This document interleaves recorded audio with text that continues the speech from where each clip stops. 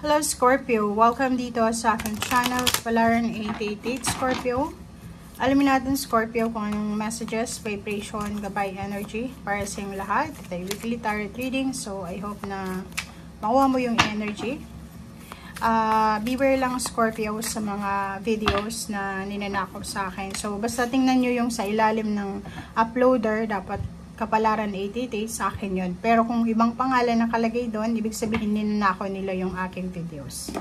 Okay, and report nyo na lang kasi sa mata ng Diyos, sa mata ng tao, yung pagnanakaw is criminal offense. So, pakireport na lang po.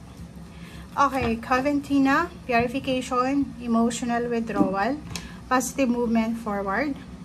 Okay, so dito sa linggong ito, Scorpio, sinasabi sa'yo na oras na ito para sa cleansing, purification, detoxification ng body, mind, and spirit. So, may mga Scorpio siguro dyan na medyo toxic na yung kapaligiran.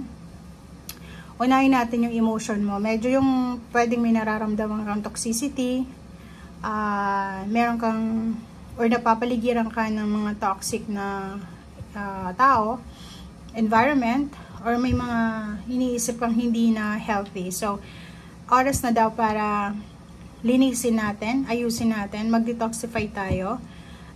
Yung body natin, like yung health natin, like feeling mo kumakain ka ng unhealthy, or pwedeng sobra sa puyat, sobra sa tulog, sobra sa pagkain, kulang sa pagkain, purify. Okay? Emotional withdrawal, ganun din. So, yung emotional withdrawal is yung, ano yan yung emotion.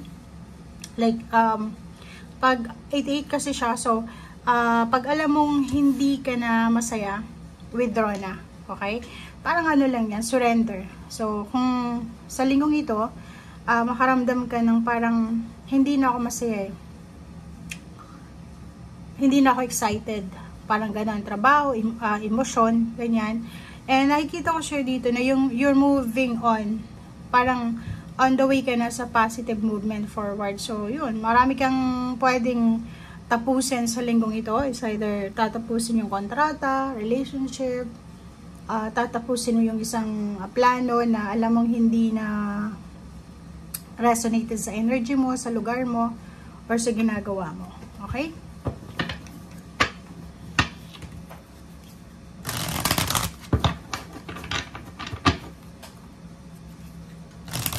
And may Scorpio din dito na parang meron silang mga plano sa either long distance travel or pwedeng marami silang gustong marating sa buhay. So, sobra-sobra yung motivation mo, sobra-sobra yung drive, and sobra-sobra yung kagustuhan mo dito.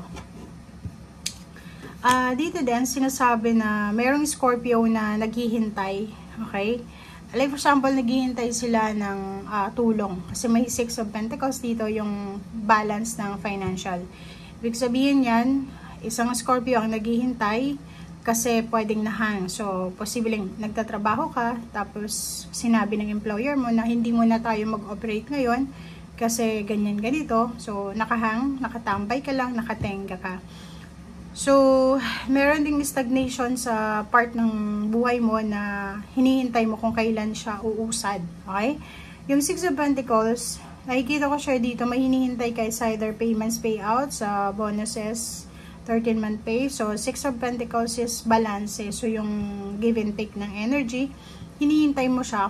Pero, sinasabi siya dito na on the way ka na. So, wag kang masyadong mag-panic dyan. Okay, so 9 of Pentacles and then 3 of Pentacles. Ang galing na ito.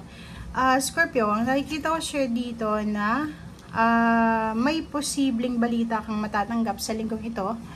Ang balitang ito is sobrang positive kasi posibleng ito yung matagal mong hinihintay na business ideas, collaboration. Pwedeng siya yung finalization ng business mo, or pwedeng finalization ng mga dokumento, papeles of contract signing, visa, resident permit, citizenship, or ano man to na lump sum of money. So, may incoming wish fulfillment ka sa usaping pera na pwedeng yan yung maging dahilan. Yan yung magiging dahilan para makaipon ka ng salapi. Or parang etong darating sa'yo, ay yan yung dahilan kung bakit ka magiging financially stable and secured, kung paano ka magiging financially parang yung makaipon ka, in short. Okay, 3 of Swords, 7 of Pentacles, okay, 5 of Swords, and Knight of Wands.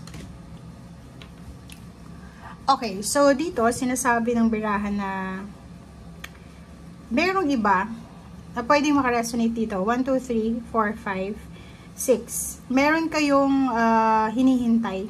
Yun.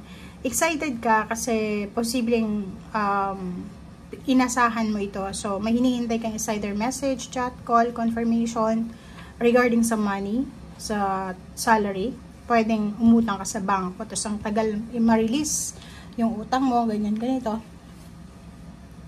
Meron sa iyo dito na parang medyo hindi na sila, nawawala na sila ng pasensya sa paghihintay. Ang 5 of Swords is parang sawang-sawa ka na sa paghihintay. Ang Knight of Wands naman, sinasabi sa'yo dito na kailangan mong maging confident ka, trust, faith. Have faith na kung ano man itong hinihintay mo, darating siya sa tamang panahon.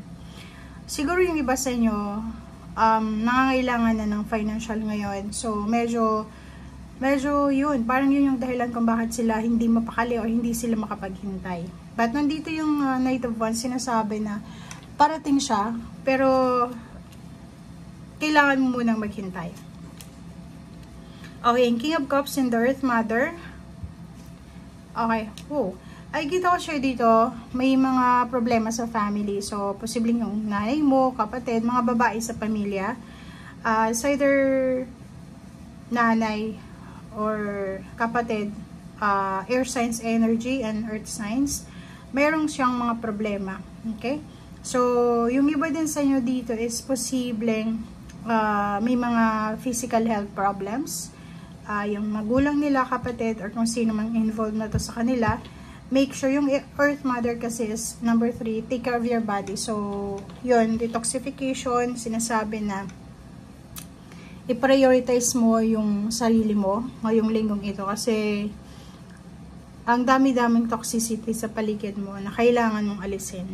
Okay? Diba? So, sinasabi dito na if ever na hindi mo bigyan ng pansin yung sarili mo, posibleng mag-result yan. Or pag hindi mo binigyan ng focus yan, dalawang bagay lang yung mangyari dyan. Kung aalagaan mo yung sarili mo, or uunahin mo yung wellness mo, your health mo, magiging positive yung outcome niya.